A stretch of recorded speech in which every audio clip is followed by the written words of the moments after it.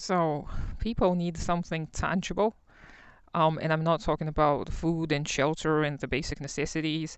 I'm talking more about ideas and how they must be represented in the tangible world. Because everything comes from the tangible materialist world. This is the main principle of materialism.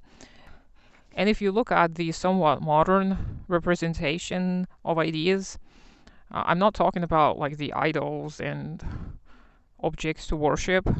I'm talking more about the concept of legacy because I've always hated this concept.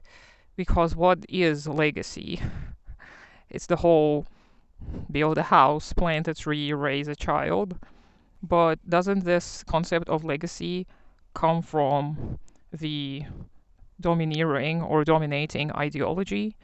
Like if we lived in a parallel universe, wouldn't we have a different idea of legacy?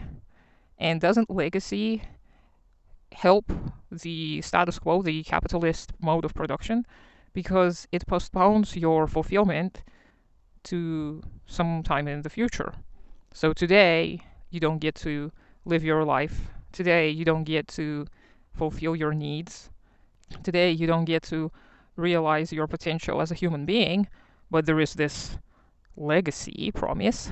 So for those people who are not religious, I think the concept of legacy kind of substitutes this idea to an extent. And I'm not saying that the concept of legacy is like new, but I think that the desire of many people to leave behind some kind of legacy is rooted in the same religious thinking that benefits the capitalist mode of production. And what if we lived now? What if today was the day you could fulfill your needs, and today was the day when you actually lived? That wouldn't really benefit capitalism much because then you wouldn't be a very needy person. And also, it would be harder to manipulate you into thinking that the best is yet to come. And I think that any socialist movement that is worth its while is the one that promotes life now, and not in any hedonist or nihilistic way, but in a way that we must fulfill the needs of the people now. Not in the bright future, but now. We need to feed and house the people now. And we have the capacity, we have the resources. If we change the mode of production, then it all can be done. And same goes for the realization of human potential. If you worked in a field, in an area where you could fulfill some of your quote unquote spiritual needs, would you really need legacy? I don't think so, because your legacy would be your present.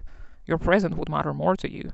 So I've written a short piece about this, which I'm going to include in the link down below. But you can let me know what you think of the concept of legacy and whether you agree that it supports the capitalist mode of production.